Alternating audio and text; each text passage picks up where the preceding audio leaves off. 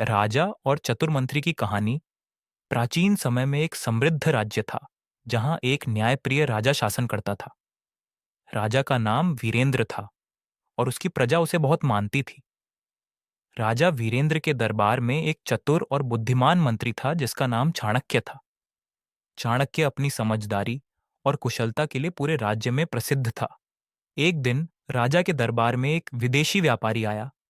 उसने राजा को एक अनमोल हीरा दिखाया और कहा, महाराज, ये दुनिया का सबसे अनमोल हीरा है। इसे आप 10 लाख स्वर्ण मुद्राओं में खरीद सकते हैं। हीरा देखने में सचमुच अद्भुत था। राजा उस हीरे से प्रभावित हो गया और उसे खरीदने का निश्चय कर लिया। लेकिन चाणक्य ने राजा से कहा, महाराज, इस हीरे की वास्तविकता का पता लगाए बिना इसे खरीदना उचित नहीं होगा। हो सकता है यह नकली हो। कृपया मुझे एक दिन का समय दें ताकि मैं इसकी सत्यता की जांच कर सकूं। राजा ने चाणक्य की बात मान ली। चाणक्य ने हीरे को ध्यानपूर्वक देखा और कुछ परीक्षण किए। उसने पाया कि हीरा असली नहीं बल्कि एक बहुत ही कुशलता से बनाया गया नकली हीरा था। अगले दिन दरबार में चाणक्य ने व्यापारी से कहा, यह हीरा नकली है। हमारे महाराज को धोखा देने की आपकी कोशिश नाकाम रही।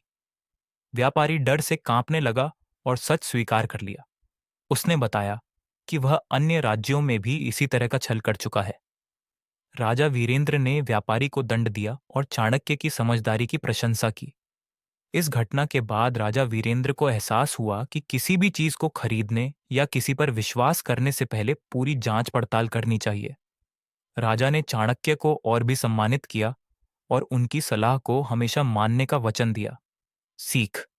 इस कहानी से हमें यह शिक्षा मिलती है कि बिना पूरी जानकारी के किसी भी निर्णय पर न पहुंचें। समझदारी और धैर्य से काम लेना ही बुद्धिमानी है।